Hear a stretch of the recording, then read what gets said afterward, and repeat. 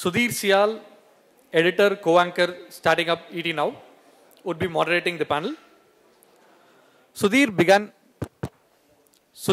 his career by working with ICICI and ABN AMRO Bank in managerial roles.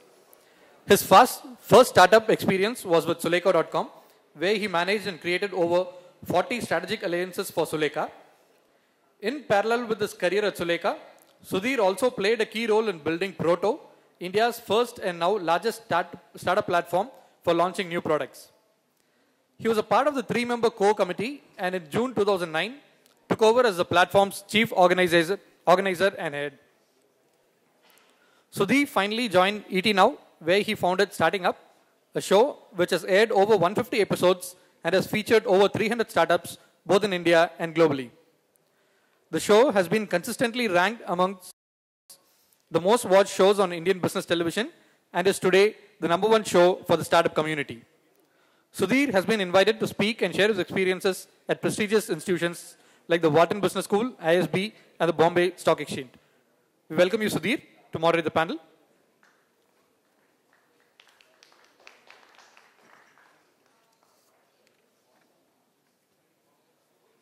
We also have Alok Kejriwal, CEO and co-founder, Games2Win. Alok is a serial entrepreneur who founded Contest to Win in 1998. Contest to Win was the world's first customized brand promotions website and has retained its leadership position since then. Alok and CTW have gone on to create 3 new businesses: Mobile to Win in China and India, Media to Win, and Games to Win, and have raised venture capital from top-tier VC firms and financial institutions. The group has experienced its first exit with the Mobile to Win China business being acquired by Walt Disney in September 2006. Ashok's USP is in assembling star teams and going to the market with new age businesses. Welcome, Alok.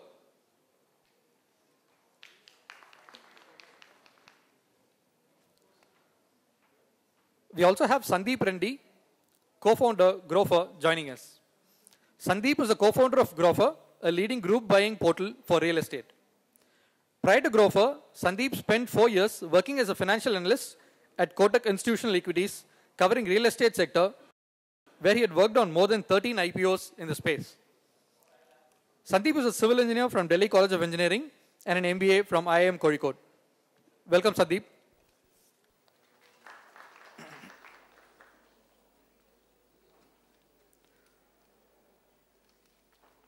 Next member of the panel is Mahesh Murthy, Managing Partner, Seedfund.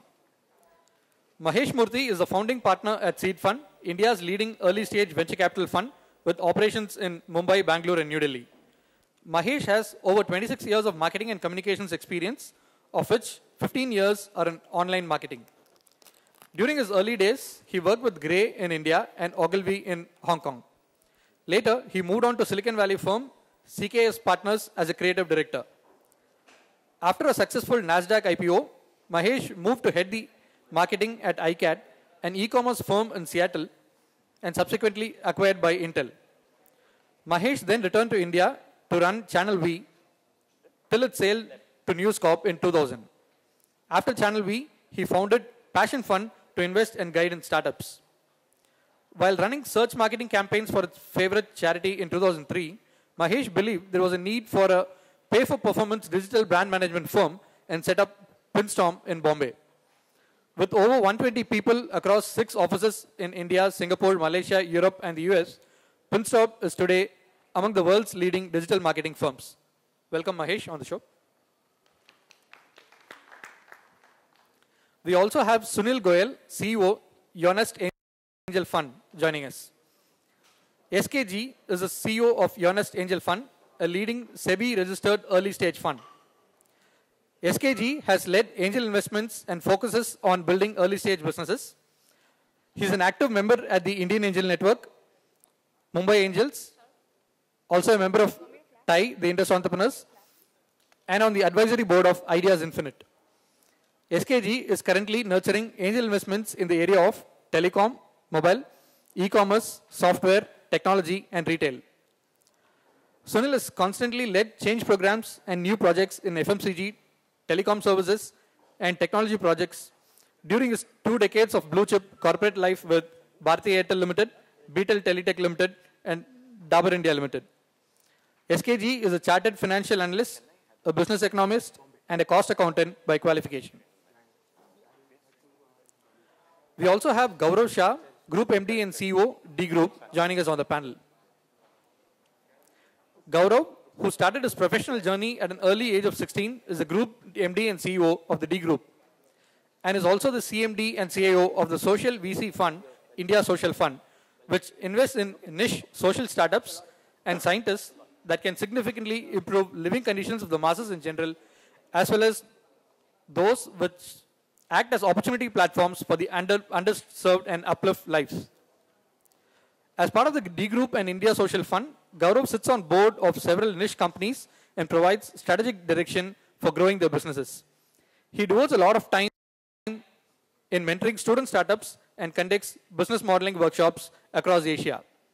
Currently, he is engaged with Kruno Entertainment Fund, Andia's Technologies India, Bluebird Leisure Holidays, Chromatic Technologies, K&K Infotech. Welcome to the show, Gaurav. Sudhir can take over the proceedings from now.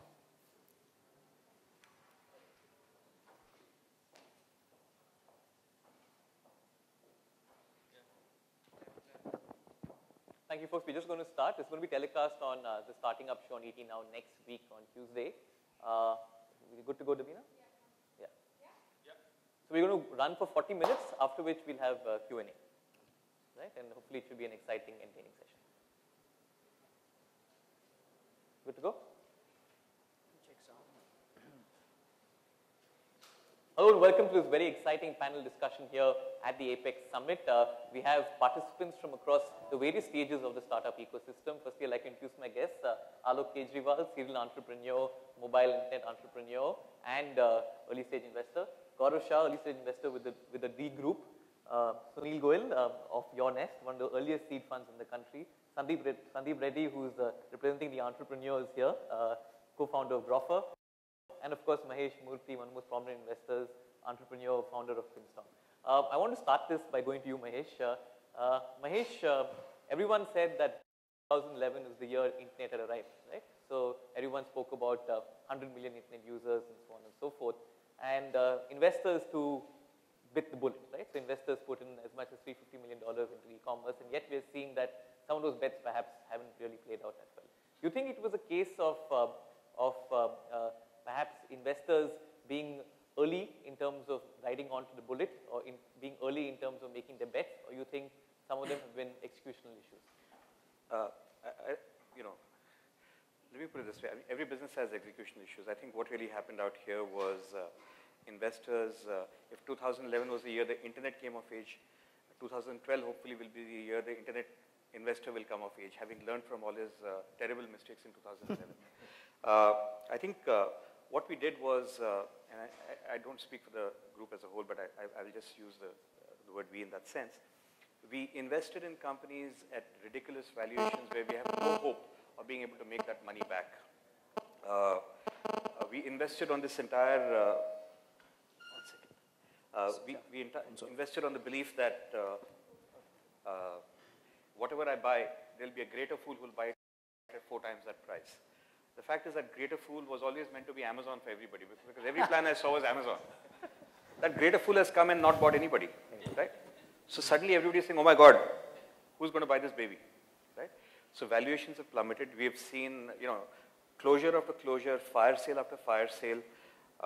Actually, this is a good sign. I mean, I think we need to wake up. We need to figure out that you can't just pump a company at a crap valuation hoping that some guy overseas will buy it. Also, the other route, the only route that is left is the New York Stock Exchange. Typically, Indian companies which are not good enough to go public in BSE will end up on NYSE. Rediff will lose money for 16 quarters, will be delisted here, and will go out there and be seen as like the Yahoo of the Ganges.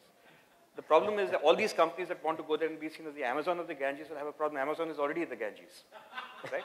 So I think we're going to have come to Jesus moment this year. We're going to come back and say, look, I can't keep giving you money. Somebody was telling me the other day, let's buy, figured The theory was that 25 million will break even. Now we know 250 million will break even. That's nonsense. You don't take $250 million to break even an e-com site. Sure. Mahesh, one of the challenges being cited is the customer acquisition cost is very high. Right? So consumers have been spending a lot on acquiring customers, repeat customers aren't that high. You made an e-com bet yourself, surprisingly. So I made a few, three e-com bets in the last year. So would you say therein lies the secret sauce of building a successful e-com company? I think, one, if you look at the classic players around the world, they haven't spent a lot of money to acquire customers. They've done something so special that word of mouth has led them to acquire customers. Like I say, even today, Amazon has greater traffic from India than Flipkart has from India. Amazon has never advertised in India. So that's one. The second thing is, I mean, the old way of buying traffic was what I call the hunt way. You go buy an ad on Google, you drive a guy into your shop and see that if he buys, and 0.5% of the time he'll buy, 1% of the time he'll buy, you pay 15 rupees for the click, you end up paying 3,000 rupees for the sale, and the guy never comes back. Because you make only 100 rupees margin a sale, he has to come back 30 times for you to recover money, you don't make money. Today, at least with my investees, I'm pushing, instead of hunt, I'm pushing what I call the gather. Gather people into your Facebook group, make sure you get their email addresses, mail them, update them, cultivate that. They will come and buy from you at their own will. Don't try to force somebody into your shop. Imagine you're walking on the street, pulling somebody and say, "Khareed be sale," and then pushing him out. Rather than that, build something worthwhile and let people be drawn to you organically. It is 1/5 the price. And it's the only way if you want to have an actual business which makes more money, then spends money. Sure. Sunil, I want to come to you. You work at the seed stage and you raise a fund to invest in early stage companies. What sort of internet business models are you seeing? Are you seeing a lot of entrepreneurs have been carried away by the momentum, at least the funding momentum in the e-commerce space, and hence other models are being ignored? Or are you seeing, what else are you seeing? See, this is one privilege that is there is unregulated markets. Every entrepreneur seeks easy entry to get into, and that's the reason he gets fooled about this particular opportunity here. But there are entrepreneurs who are coming up with something, realizing that it's a normal business. It's a business wherein it's a unit economics has to play a game. So whatever you earn is the one which you have to make money out of it. But they have to come with something so innovative and different, then only it will make sense. Let's give an example of somebody was selling an ERP for hotels, but happened to make it cloud-based. The moment it is cloud-based, it's internet-based, it's an opportunity that the person is encashing. Then only it is interesting. Otherwise, if somebody is coming with the same rigmarole of e-commerce website, no. Okay, great. Alok, I want to come to you. I want to zoom out a little bit. Say 8 years ago. I want to argue with Mahesh. We come to that. So 8 years ago. You do it all the time. Right. Alok, 8 years ago, there was one business model which was most prevalent in the internet space, which was advertising. Right? Everybody wanted to go the advertising way. Now it's become more transaction-oriented. Now there's software as services as well. What do you think the reasons are that some of the advertising plays didn't necessarily work out? And how do you view this whole sudden burst of transaction-oriented business models? So the most valuable company in the world on internet is Google, and it is advertising-based. The second most valuable company in the world in the internet is going to be Facebook, which is advertising-based. Let's not deny ourselves that advertising is the way that has delivered lots and lots of value, trillions of dollars to investors and everybody else, right? It's nice to deny that, and I think it's sexy to deny that, because it's something that's already been done. So like, you said, kuch naya lekar aao. Yeah? But that doesn't mean that, God gives you a business model every so often you ask him. Having said that, I think the Indian market, like you said, right, is very frustrated by the lackluster performance of, say, a Rediff or a Sifi or one of those beacons who are supposed to go out there and say, look, we cracked advertising in India, we got listed, and look at us. They've eroded shareholder value. So that's one part. The other part is transactional businesses. You made a pun at not being profitable, but if you look at MMT or whoever else there is, and they've gone to New York, they've created shareholder value. They got $1 billion market cap. Now, good or bad, we'll know that soon. But that's the lighthouse, saying, oh my God, if you do transaction, you get $1 billion. If you do stupid ad revenue, you get $200, $300 million. Hey, everybody should run after the lighthouse. So I think there's a misnomer between look, I don't blame investors too much, right? My view is every investor has, a deck of playing cards, and you play your cards, right? It's the entrepreneur who takes the card. So if you give me a jack and you say, make that a king, I'm a fool or I'm a clever guy. It all depends on what you're going to do. So that's one. But, just to dovetail with what Mahesh said and, not to argue you, and this is a financial, kind of setting, I maintain that there are two kinds of businesses which people sometimes don't realize. There's a balance sheet business and there's a P&L business. Because I'm a Marwadi, right? And originally, the business was always P&L. You start P&L and you make it a balance sheet. And today, there are lots of businesses which start balance sheet and become P&L. The balance sheet guy gets listed in NYSE. The P&L guy gets listed anywhere you want. The challenge and the opportunity is, for people like myself, if I build a balance sheet model, on the liability side, you've got shareholders' capital, right? You're not going to borrow money to build a P&L, a balance sheet for an e-commerce or for an internet company. What is on the asset side? It is not advertising brand that I've sunk my money in, what Mahesh pointed to. It's assets, it's traffic, it's virality. And if I can sell that balance sheet to, say, if I run a games company, I sold my last company to Disney, it was absolutely loss-making, and very proudly so. Why did we get 6x of our money? Because we gave a balance sheet to Disney where they put their name on, and boom, it became P&L business model. Because in China, when you say mobile to win by Disney, there comes your P&L. When it says mobile to win by contest to win, they say, what the hell is this? That's it. So I think you've got to understand the two kinds of businesses that are alive, and depending on the kind of entrepreneur you are, can you burn a 100 crore balance sheet without anything on the P&L side? If you got the guts and you know who's going to buy it for 300 crores, so be it. But the buyers have run out, right? I don't think so. The buyers have run out because there's nothing on the asset side. It's big fat holes, as bigger than the Indian Bombay roads right now. So there's nothing to buy. If there was something to buy, they'll buy. But I just want to move to the mobile industry. One big shift we've seen in the mobile industry is the shift from being dependent on mobile operators to now having an open economy with the app stores, and that's had a very positive effect with a lot of Indian companies raising money, a lot of Indian mobile companies actually growing much quicker. Do you think that will have a positive effect over the next few years? Gaurav, you seeing more traction in mobile startup plays? See, the app space is a crazy little world.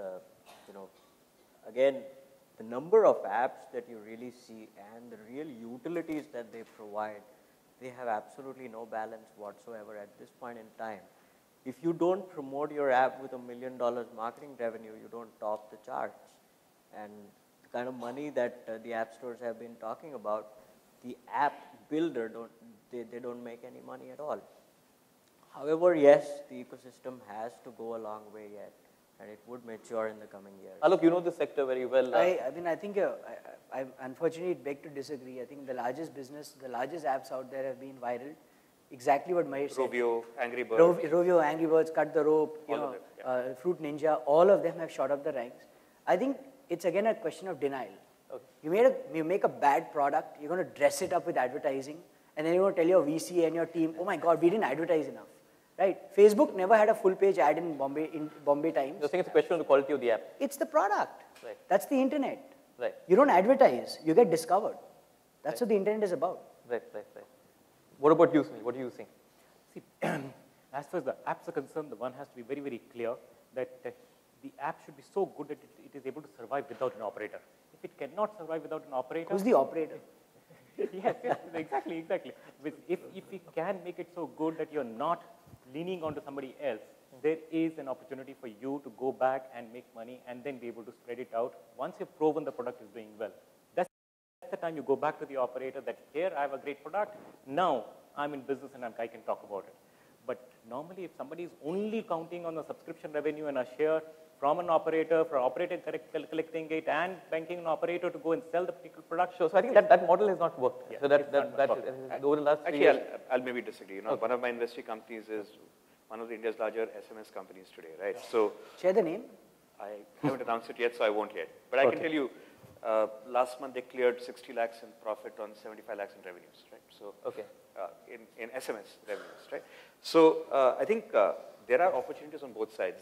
Out of our 550 million unique Indians who use mobile phones, about 85 million, 17% use data, and 83% don't use data. Right. And that 83% won't go to zero tomorrow. It will take 4, 5, 6, 7, 8 years to go to zero at some point, right? So I think there is a market among SMS users who don't have data, and there's a market among mobile users who also use data.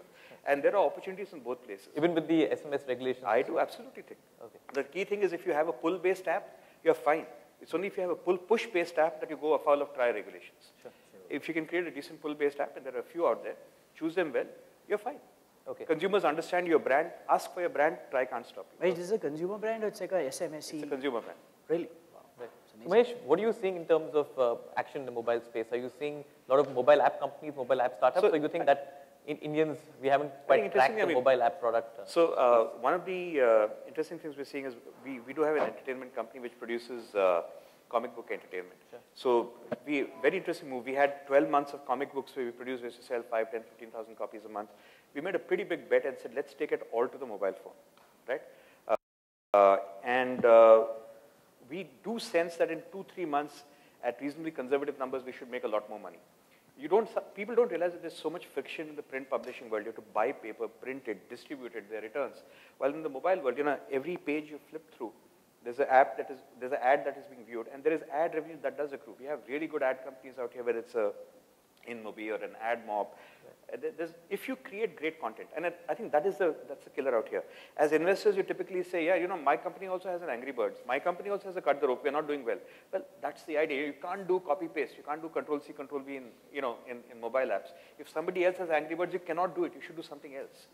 So I think that a lot of what investing needs to see is an investment in creativity, not an investment in me too. The safe thing to do is the dangerous thing to do out here, right? And the dangerous thing to do is possibly the only safe thing you can do. Go out and do something nobody else has done, get traction, get consumer demand and pull happening, and you can actually make some money. It's another question whether you can exit or whether you can keep producing hit after hit, because it's a little like making movies. It's very difficult. So when you start out, it's very easy because you as co-founders can go out and do everything and do a lot of the jobs that are there. But as you see little progress, you will see that you won't be able to do a lot of things. So hiring becomes a challenge because nobody knows your brand. Why would somebody leave a cushy job to join you? So you have to, in the initial stages, you have to pitch everyone. Be it a VC fund, be it a person who's going to join you, be it the person through which you're going to get business. Everyone, customers, you're going to pitch to everyone. So once you slowly build a brand, I think hiring slowly becomes much easier. But the fact is that once you grow a little bigger, scaling becomes the biggest challenge, for which you need more and more people. Then hiring becomes a challenge in terms of volume. So you have to recruit so many people, leave you, people have to you have to replace them. So hiring remains to be a big challenge. As you grow, when you start, hiring is always a big challenge because people are the most important aspect of the business, because you can't run every function of the business. Other issues. Yeah. So the other issue that typically today, as all of us have discussed, that 2011 was maybe an inflection point when a lot of people got funded, a lot of funds invested in ideas, copycats, everyone. So, but what from an entrepreneur perspective, I think it's been very good because today I see supply of entrepreneurs increasing. Why is it happening? Because everyone believes today that if they have an idea, the ability to test that and to scale up is there. The capital is there to maybe test that idea out. A lot of angel funds are there. A lot of people put in their own money. We were invested by a fund called Indian Angel Network, where there are multiple people. You present the idea to a few people, they internally circulate, and then the response comes, and you're funded. So that money helps you scale up the idea because for example, in our space, what we did was very different. So we could have taken the e-commerce space. We could have started selling all the products that are being sold online. But we started doing group buying in real estate space. When we started this out, people said, "What are you doing? How can you agree?" There was logic to it, but the execution had to be proved. So the last 1.5 years, we've been doing that, and hopefully, from what we are seeing today, a lot of internet e-commerce companies, burning money on advertising. I clearly see that that's not the way to go because everyone trying to acquire the same user, trying to spend the same money to sell the same product. Sure. So that was again, so when you are scaling up, you need those funds. That's again a time period when you... Right. So Mahesh, funding, I just want to come to funding. Last year we've seen a whole big increase in number of early stage funds, right? At one point it was only seed fund and a few angel networks. Last year, people like Sunil, the whole bunch of number of angel funds have come in. Very good for the entrepreneur, or is there too much early stage money here? Can I answer, take 2 points that he talked about it. I think I'll take slight issue with 2 points. One, you know, if I look at the news coming from the IMs, I can tell you 3 of my companies have received day 1, day 2, day 3 visit plans. You know, so when you have just funded companies hearing from 3 IMs saying, please come and hire us, you know, this is a good time to hire, and the big guys are not going. Goldman Sachs, you know, if it still exists, is not going and hiring from there, right? So, you know, it's a good time to go and hire. My second sense in e-com is, again, maybe slightly different. 2 years ago, we had logistics issues and we had payment issues. Sure. Today, you buy from the smallest of e-com sites, it comes to you in 2 days, no matter where you're in India. We have largely actually cracked the back-end issue. As Indians, we're damn good at the back-end. Where I think we failed miserably is on the front end. All our sites look the same. We have the same product at the same discount price. All of us are copy-paste of Amazon. Wo logo nikal diya, kuch aur laga diya. I think we will need to figure out how to differentiate on the front end to build a brand. Back end, we worked out fine. Now, let me come to the third point. I've always maintained that there's room for 20, 30 more seed funds. We still aren't there yet. There's a room for many more of us. So I absolutely welcome players in the market. The more, the merrier. I don't think there's too many funds. There can never be too many funds. I think we probably have room for, you know, let me put it, it's supposed to be a pyramid, right? If you have 100 growth funds like we have, you should have, you know, 500 early stage venture funds. There are only still about 10. There's still room for 490 more. Right. Just to supplement this particular point, so India hardly has, in the total venture capital, 10% of the money is going out there. Right. 10 billion private equity, only 1 billion is into the venture capital. And of that, angel funding is hardly $100 million. The equivalent amount is $20 billion in US, equivalent to private equity and venture capital market. In India, the amount of entrepreneurial explosion that we are seeing amongst all age groups now, it's all age groups. As member of TIE, we experience it every day. We have very, very less number of angel funding available. We have in India hardly 600 angels who are investing money into India versus 600,000 in US. We'll need more and more angel investors come in India, invest, and then build and guide and mentor these entrepreneurs who are coming with ideas. I'll tell you one more thing we need. We need a way to exit companies easily without having to take them to BSE. You know, we need the equivalent of a, you know, OTCEI or something else to come up, which allows young, fast companies or a to second go market. Second market. We need. Right now, there's one BSE NSE market. It's untouchable for most people. Hence, there's only a trade sale of BSE. There has to be a third way. There has to be the equivalent of a NASDAQ to NYSE. There has to be that in India. Great. Alok, mentoring, you see enough entrepreneurs who have been there, done that, being willing to support mentors, or you think a lot of startups themselves are not very keen to get mentored? What? So I actually think the pyramid you spoke about, I wish it is so. It's actually inverted. Yeah. There's so many venture capital funds and investors funneling money into such small bets and into such few people because of visibility, right? And I think also, I mean, you and I have been on shows together, and Mahesh, and you know, we've all been in business competitions. The minute the guy starts speaking and starts showing his idea, it's a disaster. Oh yeah. So I think the intent to be an entrepreneur is now like, I want to be Indian Idol. I want to go and sing. But what are you going to sing? Open your mouth. And you know, some horrendous stuff comes out. So I think there's no culture of understanding what a business is. And let's not deny it, right? Being a businessman was a bad word. Are Marwadi hai, businessman, dhanda karta hai. It's not a good thing to do in India, right? Yeah, if I had a sister, you got to be a PSU guy, you got to be a services guy. If I had a sister, she would not be allowed to marry you. There you go. There you go. So I think unlike the US, where enterprise is celebration and everything is all about enterprise, you know, being on a lemonade store is a game. Lemonade tycoon. You can't do shikanji ka Maharaj over here. People will laugh at you, right?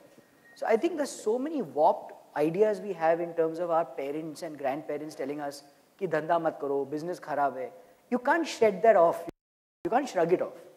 Having said that, I think, you know, the mentor level, a lot of people want to scratch the surface. They don't want to go through the grind. They don't want to go through the grind. You know, if I tell them, boss, you won't get funded for the rest of your life. Will you do it? I won't do it. Why? Exactly like you said, right, Mahesh? A business is a business. It never meant that you will always get funded for it. What is going to happen to this? I met 3 guys who say, you know, I'm going to build an e-commerce site. So who will buy it? Even that they don't know now. Even that visibility has gone away. We'll build a brand. I said, dude, you don't know how to spell a brand, right? So I think We need a college of, I think all these IIMs and whatever should be closed down, and we should convert them to colleges of entrepreneurship. They anyway don't teach anything there. Just get them to teach. That should become a BPO. The IIM. Exactly. and just to set the record right, those guys now are wanting to do work for free. So I got the same mails from IIM, Bs, As, wherever, Cs, Ds, wherever they exist. I said, dude, I'm a startup. I don't have money. They said, we still want to work with you. Yeah. That's the point now. But what are you going to come and work with me? You're going to teach Koppler and Kotler. It's all humbug. That's the problem, right? It's all humbug. Gaurav, I want to come to you. Alok mentioned communication skills and sort of conceptualization of a business plan being one challenge he sees.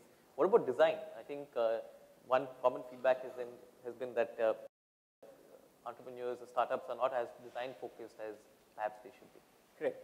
Business design, business model were very, very fundamental issues of any business today. Having gone through loads and loads of business plans that come to me every day, we really find business modeling as a missing element in them.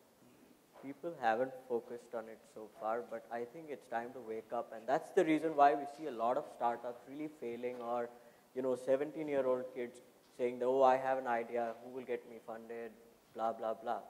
But yes, business design is extremely critical for a startup to succeed. Without that, I really doubt it. Mahesh, you're happy with some of the design you're seeing you mentioned front end when it comes to e-com companies.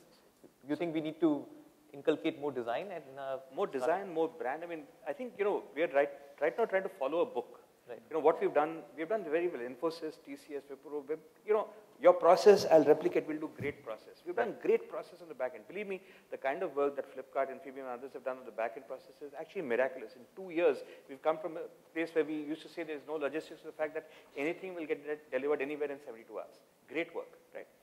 But the issue is the front end. And here's the problem. I mean, today, all of these companies, because they've copied, finally in the end, the consumer says, kahan pe sasta main wahan jaunga.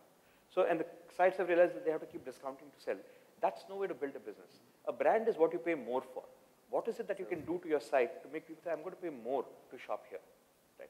Because eventually that's the difference. I mean, between an unbranded shoe and a Nike shoe, it's the bird Nike that charges, 3 times the money or 4 times the money. I think what we haven't yet figured out is really the ability to create a brand on the front end, to create a great experience that people say, I love this place, I want to come back here, I don't mind paying them a little extra.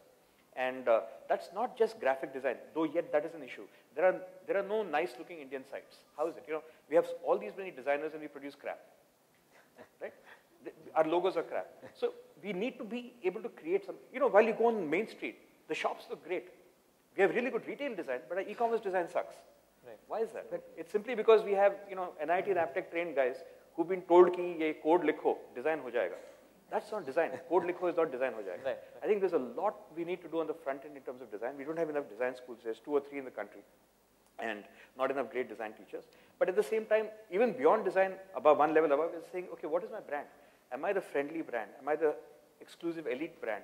Am I the Janta brand? There's no clear definition of brand. Everybody is trying to be everything.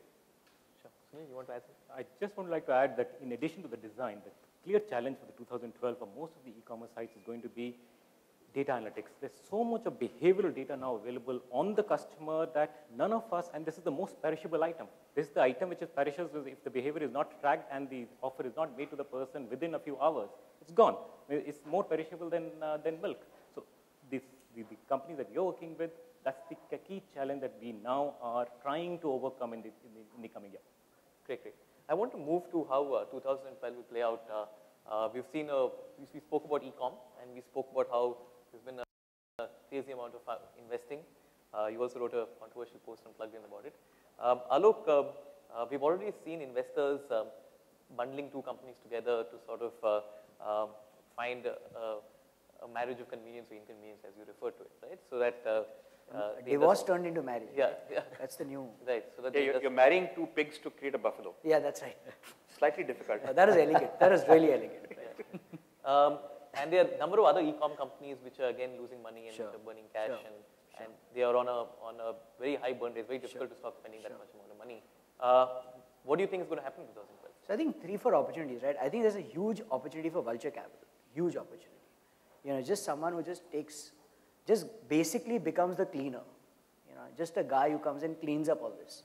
Give everybody an ignoble exit, right? People don't deserve noble exits anymore. I think that also is a bad word. And I think bundle up, like you said. I think just pushing two pigs into a farm to make a buffalo is not going to happen. You know, I think what we really need to do is slaughter the pigs, and then sell the beef or whatever comes out of a pig. I don't know. I'm vegetarian. So pork. So I think conceptually, three things need to happen. One is kill them. Just exit, kill, bankrupt, which is clean, nice, the way the world is, the way business happens. Two is, I think, pick up the pieces that are left out, consolidate. As you said, sir, you know, the entrepreneurial talent has been manufactured. Come hither or come here or come shine. Somebody has been given lots of money, and the poor guy is like never slept for 2 years now, trying to build something out of nowhere. That talent needs to be nurtured before he destroys himself. Because I think the biggest fear I feel is entrepreneurial burnout. And that's what's going to happen now. Okay. Those guys don't deserve it. Sure. So the VCs can take many haircuts, right? Because the hair keeps growing. Right. But I think the point here is that get the entrepreneur out, and I think get some more content, get some more deals in the space beyond e-commerce. I mean, where is content? Where is analytics? Where is gaming? Where is sociality? Sure, sure. Mahesh, with what's going on, some view this as being positive because at least there's a lot of deals, there's exits, and there's some there's intensity of what's going on, and any exit is a good exit is what people are saying. How do you view what's happening with some of these companies being forced to exit? If you buy at 10 and sell at 1, it's an exit. Right. It's not a very good exit. Okay. So my sense is that, you know, just a bit of history. I started investing in 99. The world went to hell in 2001. I started with my partner Seedfund in 2006. The world went to hell in 2008. You know, a new fund is 2010, 2011. I have no idea. Is the world going to go to hell or not? We have no idea. But we can't depend on it not going to hell. So the belief that we've always had is, look, in this little money I give you, you have to break it.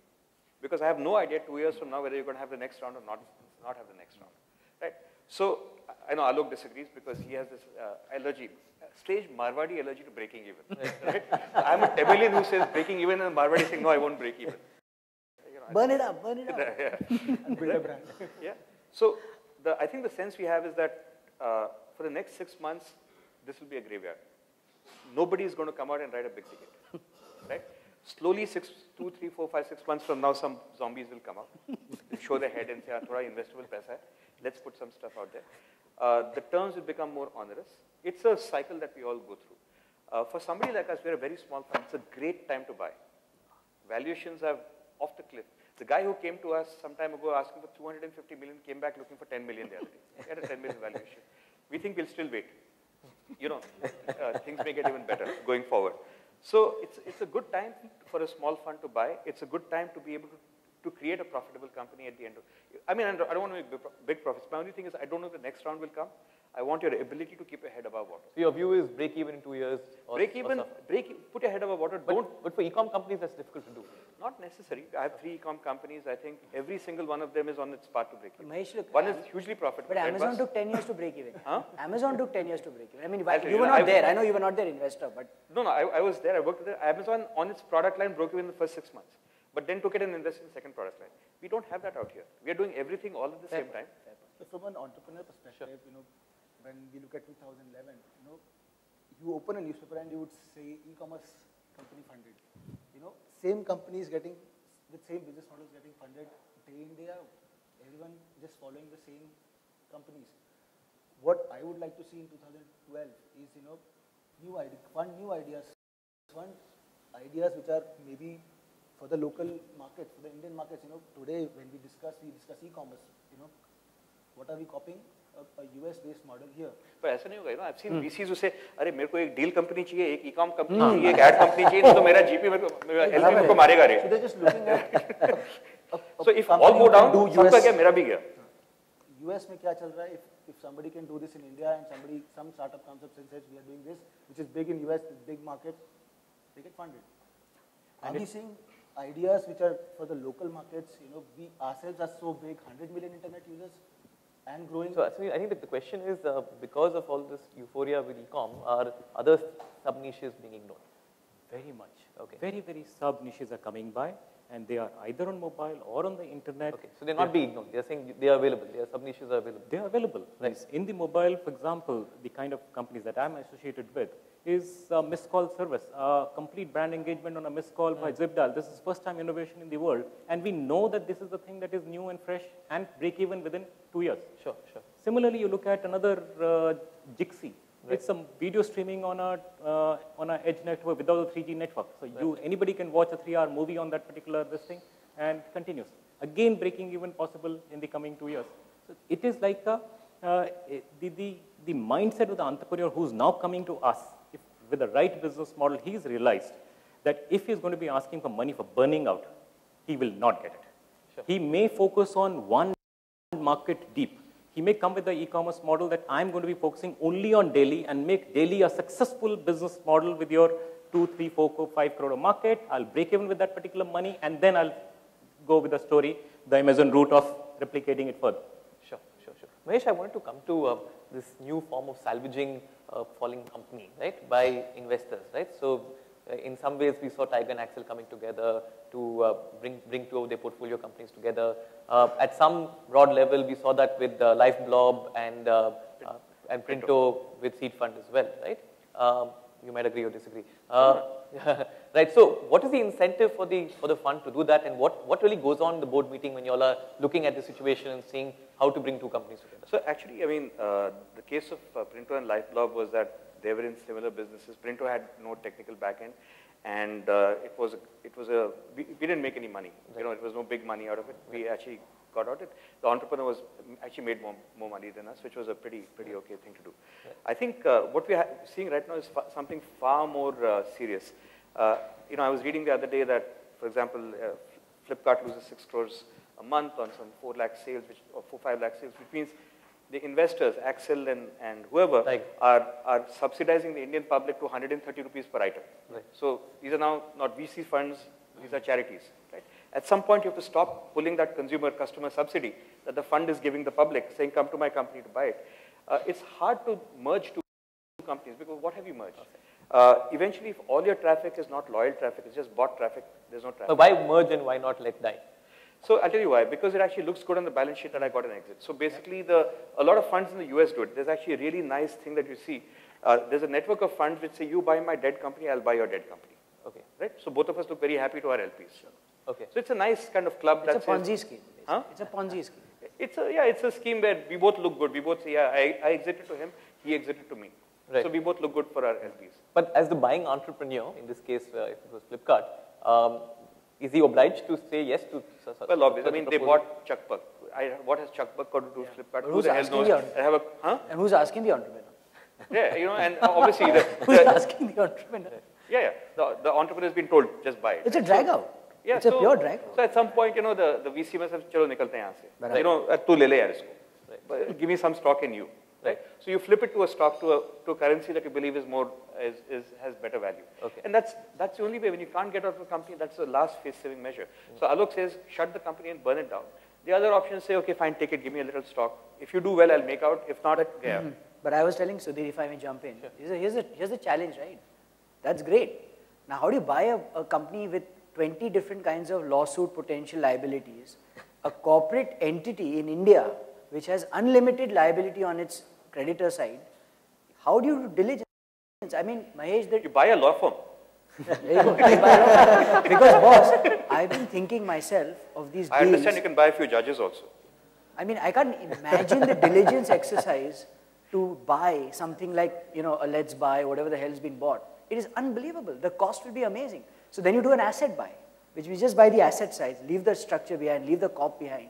But then, you know, you get equity in return. I mean, it's just a lot of pain for nothing. Sure. Mahesh, you see more deals like this in I think a few more will happen. I think we're beginning to see, I hear of at least 4 e-com companies which are on the block right now. Yeah. Right. Where the investors are looking to merge and purge. And merge and purge, that's the word. Merge and purge. Actually, I want to do an e-commerce site to buy e-commerce companies. Just like, and will you be bought? Everything there. We'll do it well. We'll do a brand and all. We'll do a brand. We'll put logos over there. Talk. And COD, man, comes at home. So I think I know 4 companies that are now on the merge and purge list. You know, it's an accounting entry.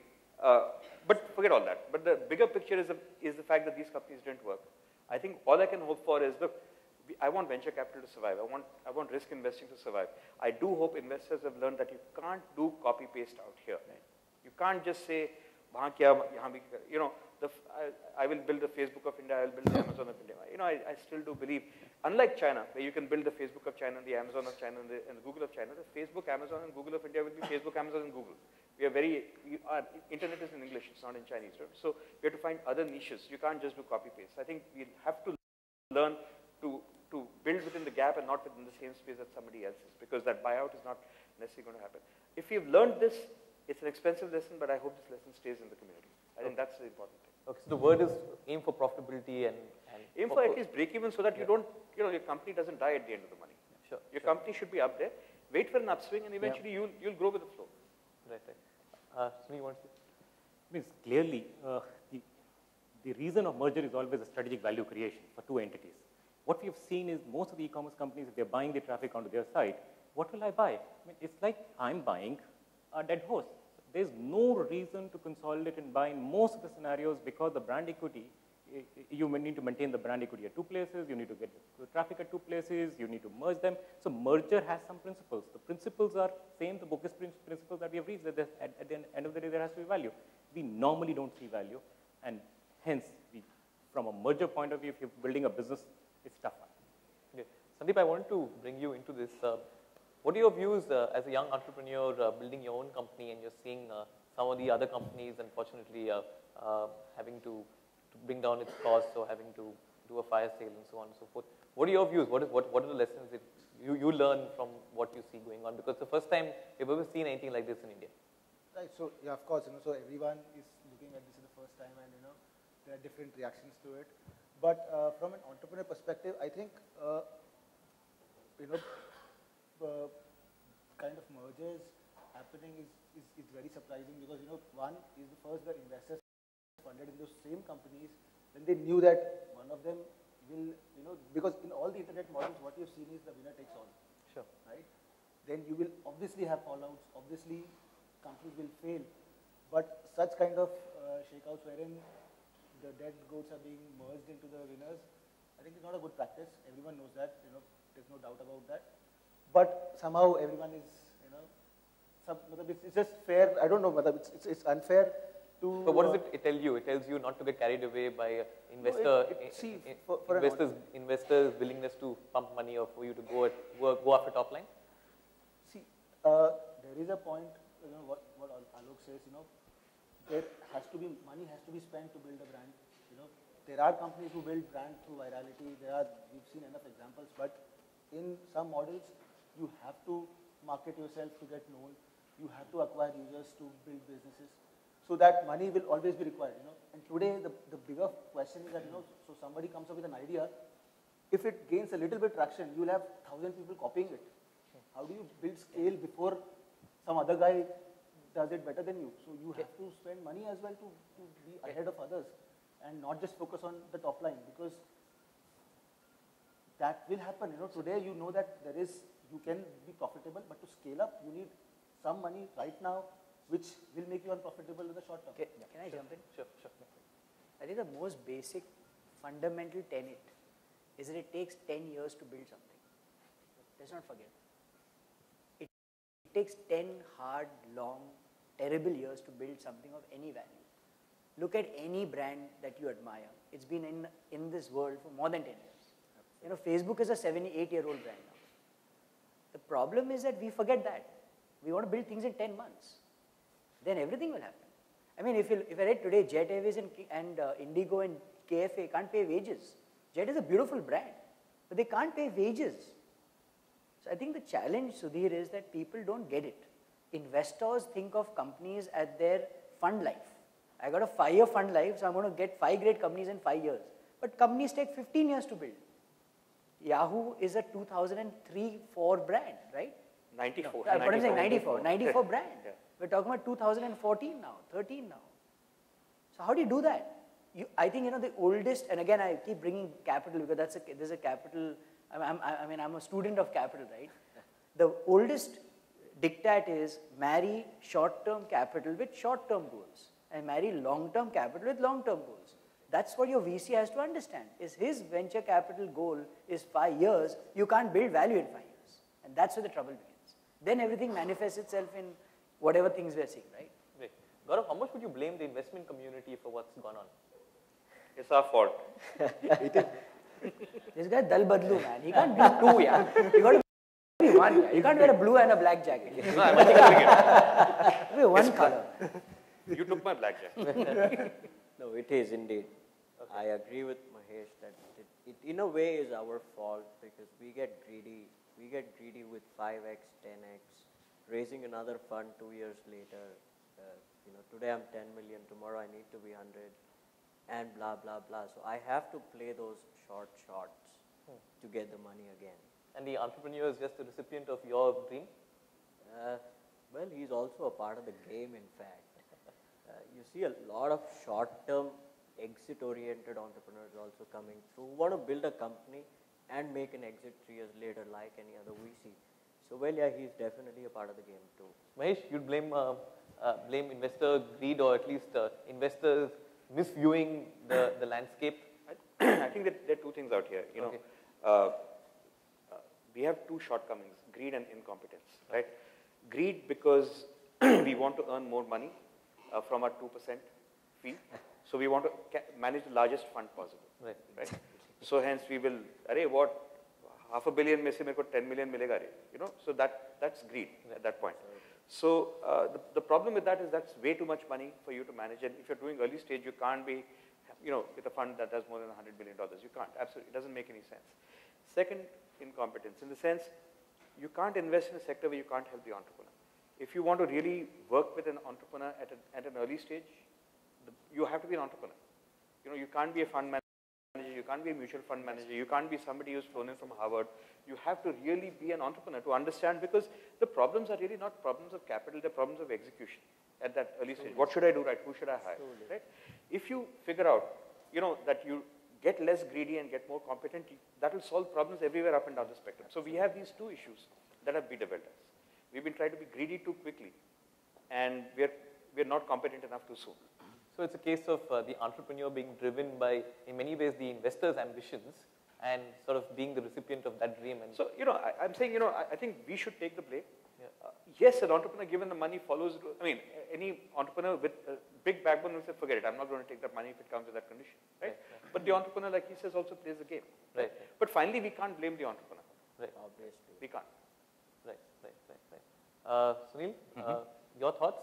Blame the investor, blame the entrepreneur, or this is all part of what the ecosystem needs? ये सब माया है. ये माया है, और इस माया में से बचने के तरीका is to live a life, a bootstrap life which entrepreneur lives.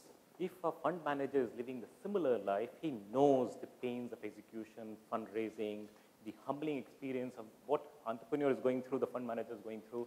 The 2% management fee should never be able to satisfy the needs of the fund manager. It is that there exactly the game goes wrong. If it is not going to be satisfying the needs of an entrepreneur, the entrepreneur hardly gets a salary in the first 5 years. So why should a fund manager be getting a salary out of the management fee? He should be sharing the upside, the way the entrepreneur only looks at the upside. The moment that economics is put in place, you have a winning equation. Then you are building the company rather than just saying that I'm an investor there, I'm riding the Merc back home, but entrepreneur is going in the autos here and there. So that differentiator has to go away. So I believe the trend is changing. That particular, the simple principle of 2% by default will not be there. I think we should just simply focus on getting the basics right and building more fundamental businesses rather than getting into the games where today you see the last man standing looks dumb. Those kind of games being played. You don't want to get into those kind of games. So it's definitely investor-led. I mean, as an investor, when you're in a room full of entrepreneurs, you really feel like a hot girl at a nerd party. and that should not be the case. It feels good, You just change your clothes, Alok, you will always be a hot girl at a nerd party. I just want to close out this panel on a positive note. Alok, What are you bullish on within the startup ecosystem from what you've been seeing? The internet, man. You can't take the internet away. We wished it away. We've hoped it never came back. Right. You know, from 93, 94 to now, as Mahesh said, we've seen cyclical ups and downs. There's this beautiful, amazing thing called the internet. I don't think mobile is anything but the internet. I think there's a lot of innovation. There's a lot of entrepreneurial talent that's going to learn from these, you know, whatever, orgies of 2011. And I think at the end of the day, India is a land of amazing promise. I look at very meta ideas, right? You got India, you got educated Indians talking. You know, your Bai's son is now learning English. And you've got a country where the judiciary is in full power. What do you need to worry? Right. It's amazing. How do you see social and startups being built on social I think Facebook? Yeah, so I think Facebook is the new web, right? You got 800 million, 900 million, 1.3 billion on the web. So Facebook is the new web. You build in Facebook, using Facebook, you know, APIs whenever you need. There's a lot of innovation coming there. There's a lot of innovation coming on, you know, when you said operator, I laughed because I don't think they exist to me. They're the plumbers. You know, they're the guys who plumb your phone. They just make sure that it works. But if you look at the app stores, that's the way content is reaching users.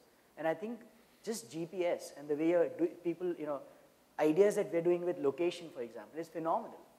I think mobility, location, and just pure ideas in terms of, you know, I think everything is getting gamified.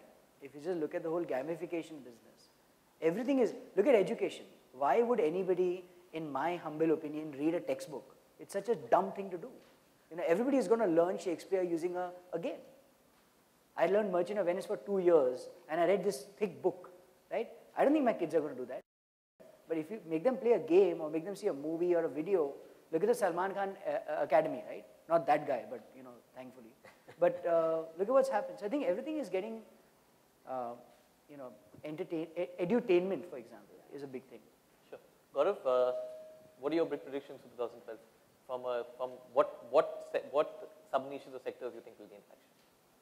In terms of traction, I think e-commerce is still going to be, you know, on the top of the list for most angels and the venture capitalists. However, I do see some movements in terms of R&D investments, something that we also focus on, that will start happening because there's a gap there that we don't really spend a lot of money on R&D, and that I think should, you know, just about begin in 2012 now. Great. R&D investments, Sunil? Is there something you guys going to be looking at? That is the essence. There's no other way to live now. Sure. If you have a business running, and if you can't, and entry barriers are not there, you can't spend big monies all the time. I mean, that's gone. That's out of the way. The only way to survive today is differentiation, uniqueness, innovativeness, and the technical guys being brought into the team, hired only with the mandate to do things differently and have the different customer experience. Is that possible? The data analytics is going to be one big play and supported with more and more industries coming and using cloud and internet. Today, we have not yet seen many industries coming and using cloud and internet in the way that we believe can happen. When we listen to the ideas, there is an opportunity for people to come and do something differentiated. Fantastic. Mahesh, what are your thoughts on how the ecosystem will react to this very uncertain 2011 to 2012, and where do you see new lines of innovation and growth taking place? So I think I'm actually pretty bullish. I think I'm bullish on the internet, I'm bullish on e-commerce, I'm bullish on mobile. I've not been bullish on the investments made in the past, as I've been loudly proclaiming. If I just back up and not just talk about apps, but talk about life and say, you know, today we are only stopped in our internet penetration because there are only 350 million people who speak English in India of some sort. For us to go to that 500 million number, we either have to figure out how to make something work by pictures, or we have to have an Indian language internet happen, or more people have to learn English. So there's a barrier to cross.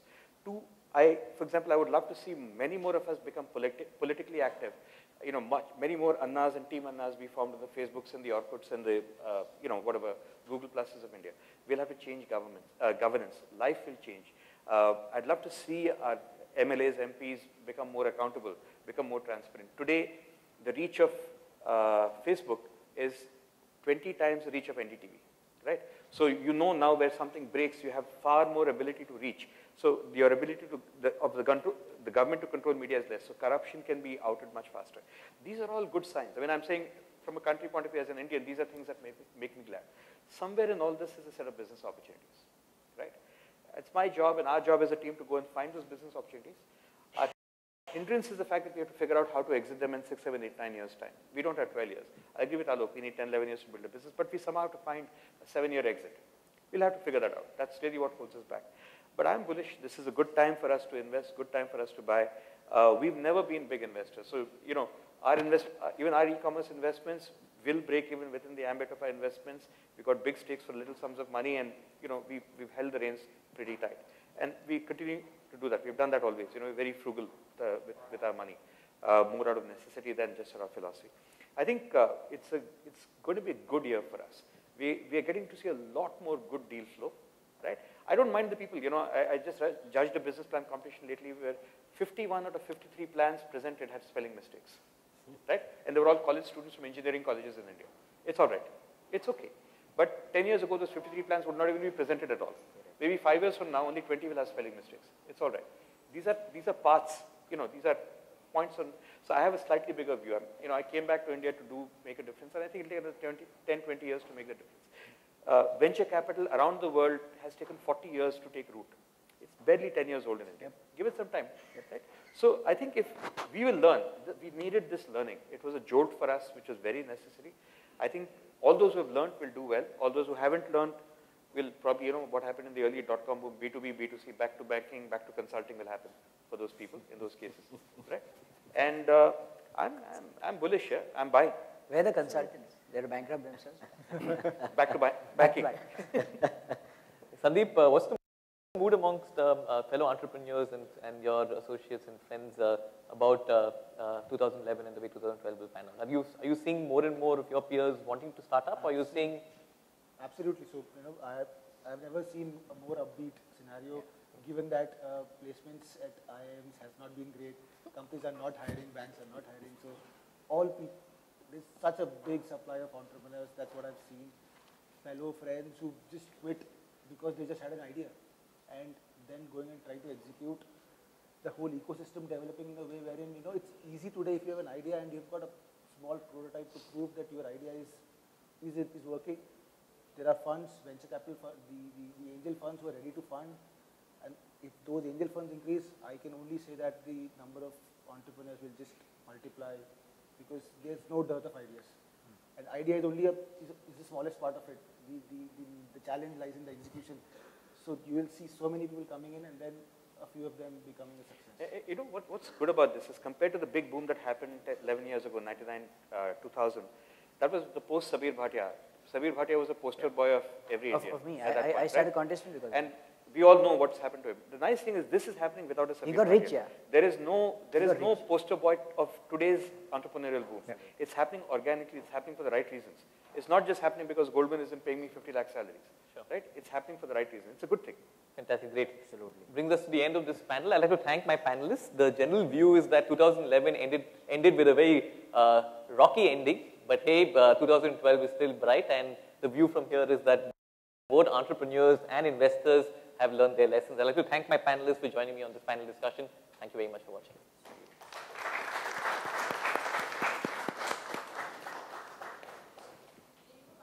Sure. Burdens of being television. Great. Fantastic. The general mood and view over here amongst both the investor and startup community is that 2011 has ended to a very, very rocky ending. But hey, 2012 is still bright, and the mood is still optimistic about 2012. Both entrepreneurs and investors have learned their lessons. I'd like to thank my panelists for joining me for this special panel discussion. I'd like to thank the audience. Thank you very much for watching. Good. Questions? We have, I think, around 15 minutes for questions. 10 minutes? 10 minutes for questions. Great. Just if you can stand up, introduce yourself, and announce who you would like to ask your question to. Yeah, you can go on.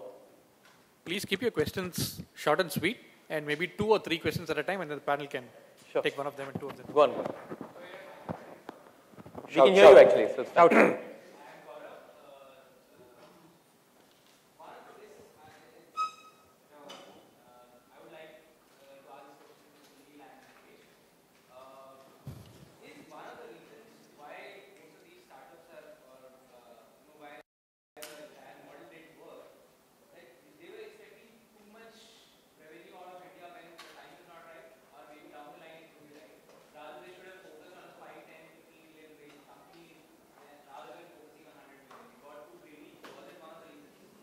So my sense is I think there's a lot of money in India that people haven't figured out how to extract yet. Yeah. So my own sense is you're not too greedy expecting too much revenue. You got the revenues. The problem is you spend too much money in trying to get the revenues and you never differentiated yourself. Like I said, the basic philosophy was to spend 2,500 rupees to acquire a customer, to make 100 rupees for him as margin, and you have to get the customer back 25 times to even break even on the customer. But the customer isn't coming back 25 times. The remaining 24 times is going to somebody else. So that was the essential issue. It was the front-end issue, an inability to build loyalty with your brand because you had commoditized everything down to the lowest possible price, right? I think that was really...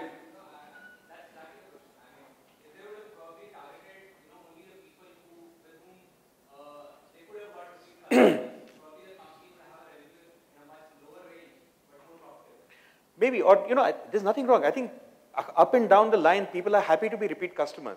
If you give them a reason to be repeat customers. Today, there's no reason. You sell something for 10 rupees, he sells it for 9 rupees, he sells it for 9, he sells it for 8, right?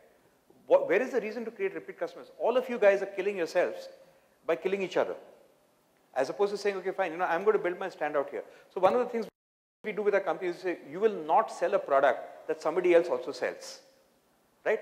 There are two ways to do it. You create your own brand, so there's no comparison, or you pick a range of products that nobody else has, because consumers will comparison shop. I don't want you to lose in comparison shopping right now. Right now, consumers are doing value shopping. It's a great time to be a consumer. Please go and buy from Infibeam and Flipkart. Anyway. Because, they're happy to lose all the money. Venture capitalists are subsidizing you. The prices will go up, right? But from a marketer's point of view, this is the time for you to build a business where you build a premium, make a profit, damn it. Why are you so shy to make a profit? Make a profit, show that there's legs in the model that people will come back and pay you more. I think that has been the challenge that we failed to execute on. Sunil? See, the entrepreneur is a person, by definition, who is able to succeed despite the resources made available to him. And in the scenario wherein overfunding happens, whenever an entrepreneur will have excess cash than desired, there's going to be this fault in the complete business model. Maybe the private equity or growth stage VCs having extra money with them. That's the reason they pumped into these companies. It's like it is the financial justification itself is being killed in this particular business model. So if we have less money, we know that money has to run for a longer period of time, and it has to give the bottom line to come in a certain period of time. That's the only way. The question is, did investors underestimate the burn rate and overestimate how quickly we would get revenues in the e-com sector? I mean, or was it a case of just... I don't think you underestimated. I mean, if you go and think that 2,500 rupees acquisition cost in the model, you're wrong to start with. Okay. Right? Okay. If you can't acquire them for 100, 200, 300 rupees, you have no business acquiring them for 2,000. And this whole model came about only because of the competition. But I think that's too much. No, it came about because nobody had an idea of building loyalty. People just said Google cost per click, 1% conversion, 20 rupees click, 1% conversion, 2,000 rupees CPA. That's ridiculous. But that's not how you build a Mahesh, what he said is, it's expecting the investor is not supposed to go into that granularity of what is the cost of I mean, that's the entrepreneur's job, right? Okay. Both our job here. I mean, we have to fund that guy's cost per acquisition. But then you run the company then, no? Then why are you an investor? No, you're funding it within particular norms, no? This is a very strategic decision at the cost of acquisition. You need to participate in that. No, that's what he discussed in the boardroom. But essentially, it's the entrepreneur who says, I'm not going to fund it.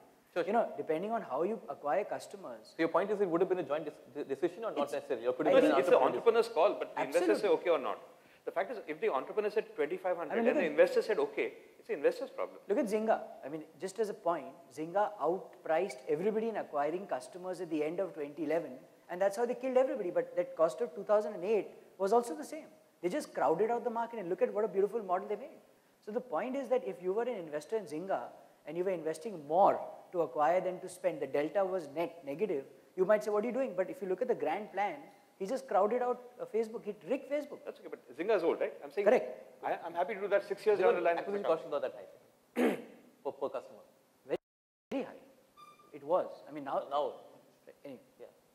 I think the point also is that at some point the investor would have come in to know after 3 months or so that hey, the acquisition cost is high. I think every board meeting, I'm sure we all discuss. If you look at P&L, not the granular P&L, but was the eternal question कि धंधा क्या है? Right. यहाँ पर ये हो धंधा क्या है क्या? हाँ. Not in Dhanda kya hai? You know, ये Dhanda धंधा hai है धंधा, in the old Marwadi circuit, the question was, भैया तू क्या धंधा करता है? The question was not कि I do rubber trading. What is the economic business that you do? That is the question. If you cannot explain that in an elevator pitch, in 2 floors, you don't have a business. Questions? Next, yeah. Go. Yeah, I have a question which actually talks to how do you get a brand out there. My name is Marco. I have a site called spotmygadget.com. The aim is to basically help people find and cut through the faff and find technology really fast.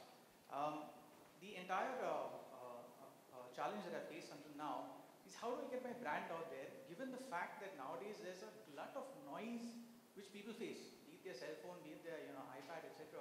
There are fragments of time that they spend on, from start to the end, whether they read their news on Pulse or they're looking at a Facebook app on their phone.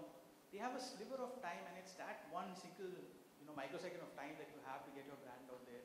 Is there a best practice, or is there an approach, or is there something that one can do to ensure that your brand gets to the right people, and how do you capture that mindset? I just have a couple of questions. So what's your brand called? It's called spotmygadget.com. So how much, do you own a blog? There's a blog which is part of the site as well. Right? And how often do you refresh it? We refresh it once every couple of months. That's the problem. You're not taking leadership and thought leadership in the market. If you're telling people about spot your gadget, why are you not talking about it? If your knowledge is in your... The blog is not the core of the gadget. The blog is based on a buying engine which basically helps people No, find... but that's my point, right? If you look at just one point, and Mahesh will educate you on the rest, but if you've got a leadership thought position on buying, on getting through the clutter and buying something, write about it. If you just look at the way Google crawls today, you got a name gadget, right? If you're looking at gadget, if you're writing enough and more, I think Arun asked me this time, why do you write so much? Because boss, Google is my best SEO. Free ka maal hai, yaar. Facebook free ka maal hai, Twitter free ka maal hai. Why should I not luteify it? So you're not going to go and tell people about it. People are going to discover you, right? Prolifically. Discover versus... Write about a gadget every day. So, I'll add to that. I'd say the only way today to be discovered is to be remark worthy. Is anything you're doing remark worthy? Will somebody who doesn't know you see what you're doing and tell the neighbor? Exactly. If not, shut your business down, figure out what is remark worthy. Exactly. Because you don't have anything remark worthy, you're not going to spread. So figure out what is that one thing that is remark worthy. So if you say, I will save you money in buying gadgets because I will cut through the faff and tell you, is the iPhone 4 worth it? Is the iPhone 4S worth it? Is the Galaxy worth it? Or whatever it is. Go out there and make the claim. Correct. Live up to that claim. People will say, boss, this is the place you need to go to figure out, should I buy a Galaxy S2 or should I buy an iPhone 4S? Right? Because there's something you're doing that's remark-worthy that nobody else does. So do stuff that is remark-worthy. Don't be safe. Be talk-worthy. Then people will talk about you. People talk about you. People will come to you. But if you're not being talk-worthy or remark-worthy, you will die in anonymity and no amount of ad budget will save you. The only way you have out there is to be remarkable. Okay. Be remarkable in what you do so people actually remark on you. And that remark, today is a network of 145 million people on the internet, 44 million on Facebook alone, 13 million on Google+, 22 million on Twitter. That network will take it out there. There is a large network, much larger than Star Plus, free. It's called social networks in India. And Mahesh, I know you're sentimental about Samsung, so I won't bring it up. But if you look at Apple versus Nokia, it's the reverse, right? Look at the amount of...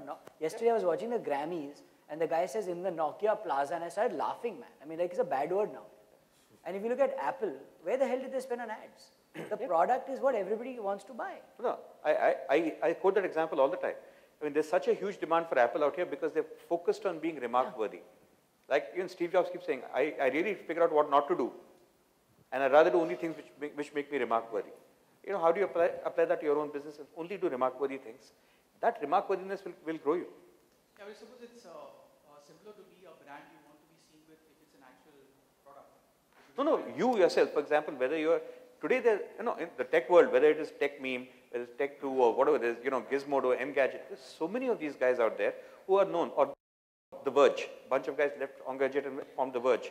But if you've heard of The Verge, they have zero ad budget. Why the hell are you not heard of? But Mahesh, if I just add to that guy who smashes that, just takes the first iPhone. That's Will it Blend. No, Will Blend is one, but the blender. But I'm saying the guy who buys the first iPhone and takes it apart and tells you the cost of the iPhone and much to the... I supply. Do something like that. Yeah. Have you done that? No, I was basically Figure out what you can do that is remark worthy. Go crazy, man. Yeah. Do something. Our gadgets are reviewed by Poonam Pandey. Remark worthy. He's going to go and furiously recode his site tonight. Questions? Next. Yeah. They'll not have us on a panel next time.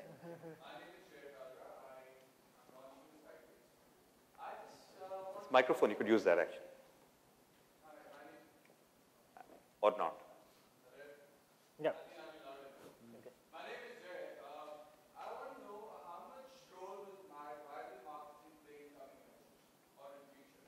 So my sense is about 100%. I love it. I love it. I love it. I love it. Yeah. I mean, I say this actually as a matter of pride. You know, and if Funny, some of you may have heard of Funny. Funny Sama is the CEO of Redbus, a company that we invested in. For 5 years, he came every board meeting and asked for a marketing budget. We'd say no. You know, we raised a chunk of money for him last year. He's got 36 crores sitting in the bank. He doesn't want to use it. He's very profitable. He sells 25,000 intercity bus tickets a day on the internet, every day. And you've never seen a TV ad or, you know, Amitabh Bachchan saying, go to redbus.in, right?